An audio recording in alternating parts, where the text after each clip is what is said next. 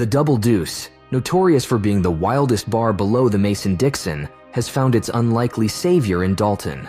Underestimated by looks alone, he dives into the chaos, cracking down on disruptors to transform the roadhouse into the ultimate nightlife destination. Yet, Dalton's entanglement with the stunning Dr. Clay draws the ire of the town's ruthless tycoon, Brad Wesley. In a place where punches speak louder than words, can Dalton's brawn safeguard the roadhouse from Wesley's dangerous ambitions? The movie starts right in America, in a bustling fight club. With the sound of cheering fans and an electric atmosphere, two strong fighters, Harry and Ron, are in the thick of a fierce battle. Each move they make is cheered on loudly by the crowd. Amidst all this buzz, a young woman named Frankie catches everyone's eye. She looks determined and watches the fight closely, getting more and more into it as it heats up. Harry lands a knockout punch, and Ron hits the floor, ending the fight. But the thrill doesn't die. A new guy named Elwood Dalton steps up, oozing confidence. Harry, ever the competitor, is quick to challenge Elwood. But when Elwood shows his face, the atmosphere shifts. Harry backs down, sensing he's not ready for this new threat, leaving Elwood to walk away as the unexpected winner, pocketing a tidy sum. As Elwood heads to his car, things take a darker turn. A man jumps out and attacks him, blaming Elwood for his troubles. But Elwood's unfazed, warning the attacker to think twice next time. Scared off by Elwood's calm response, the man runs away. That's when Frankie steps in. She's been watching Elwood, seeing his potential beyond these small-time fights. She suggests that Elwood could do much more, hinting at bigger opportunities. Elwood nods in agreement with Frankie, recognizing that these underground fights are easy to make money with little effort. As Frankie carefully tends to his wounds, she opens up about initially wanting to hire Harry for a particular job. Elwood asks Frankie to tell him more about herself. She shares her troubles with him. She runs a small, charming restaurant called Roadhouse in Florida, which lately has been under constant threat from local bullies. Frankie makes a heartfelt request for Elwood's help. She thinks his fighting talent could restore the peace and safety her restaurant desperately needs. She offers him $20,000 a month and a place to stay if he agrees to work as a bouncer.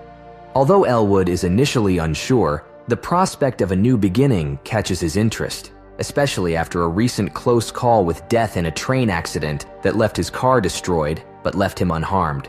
When Elwood gets to Florida, he meets Kat, a friendly bookstore owner who gives him a warm welcome and a book about the city. Kat's kindness makes Elwood feel right at home in this new place. At Roadhouse, Elwood's arrival stirs up some excitement. He meets Laura, the bartender, and a young guy named James, who's a big fan of Elwood's past as a boxing champ. This earns Elwood some respect and a quick bond with Laura. Frankie watches all this, maybe second-guessing her choice or just curious about Elwood. Del and his biker gang crash the place, causing a scene and picking on a girl.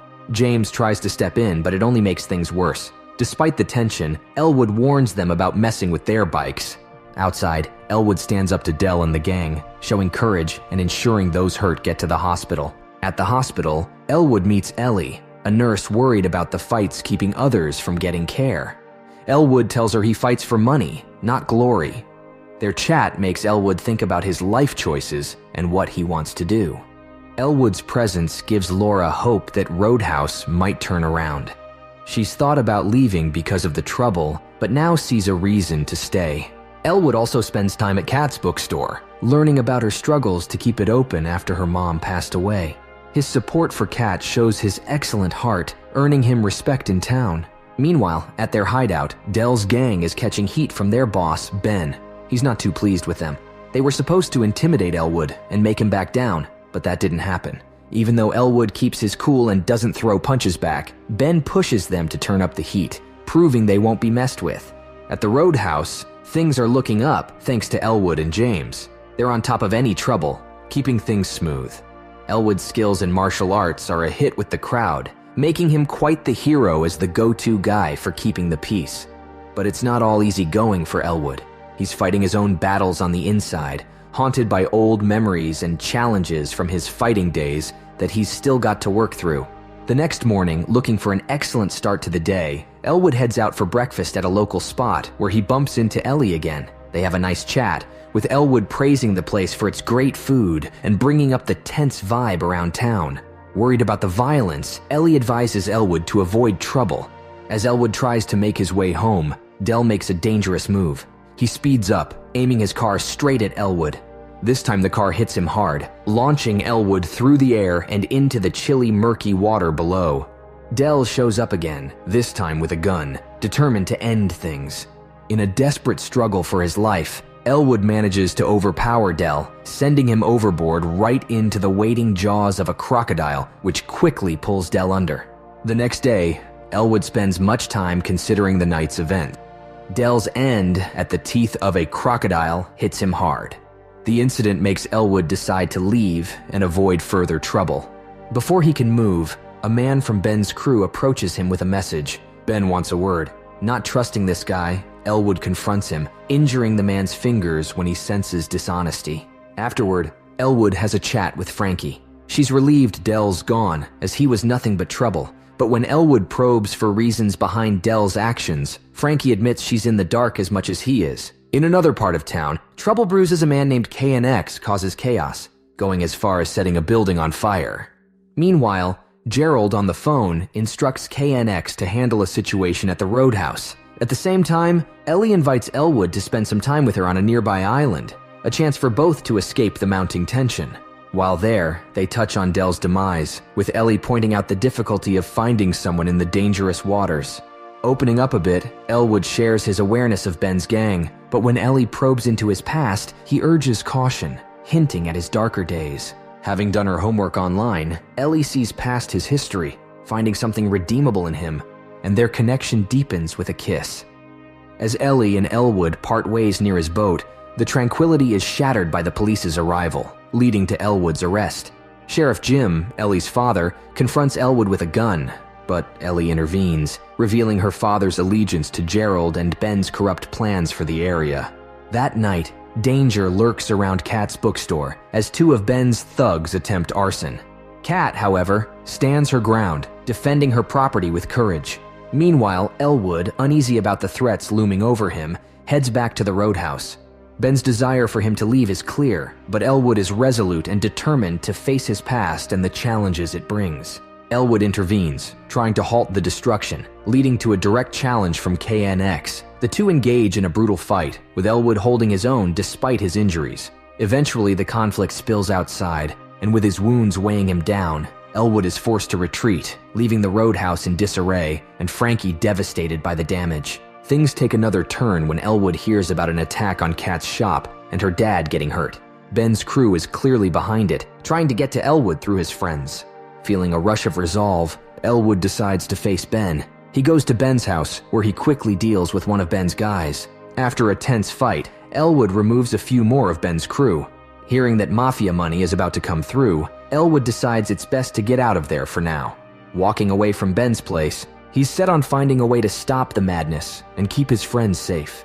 Back on his boat, Elwood is regretful, especially about the fight that got him banned from boxing worldwide. The thought of hurting his friend Jetway still haunts him, filling him with sadness.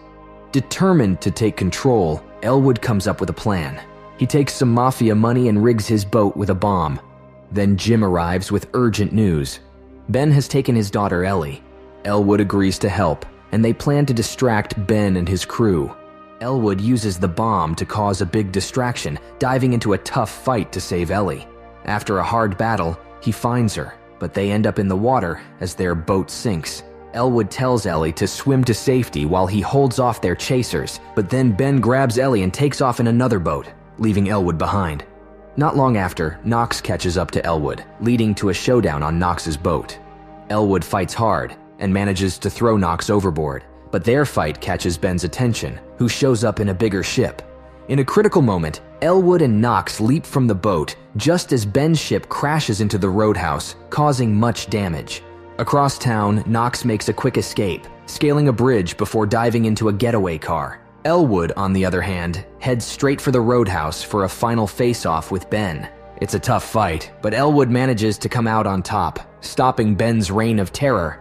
But the peace is short-lived. Knox shows up ready for round 2, and despite Elwood's injuries, he's not backing down. The fight is brutal. Knox uses pieces of wood to land painful blows on Elwood. Ben, though beaten, cheers Knox on, urging him to finish Elwood, but Elwood's resilience shines through, eventually overpowering Knox and leaving him out cold.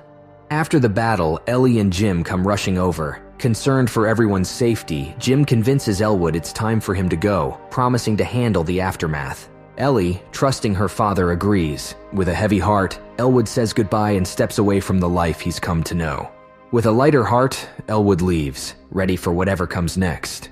A surprise awaits at Kat's father's place. Elwood's left them a little something to help out, but by the time they find it, Elwood's already on his way to new adventures. In a twist, Knox, somehow surviving the ordeal, is in the hospital, already plotting his next move against Elwood. The story leaves us wondering what's next, but one thing's for sure: Elwood's journey is far from over.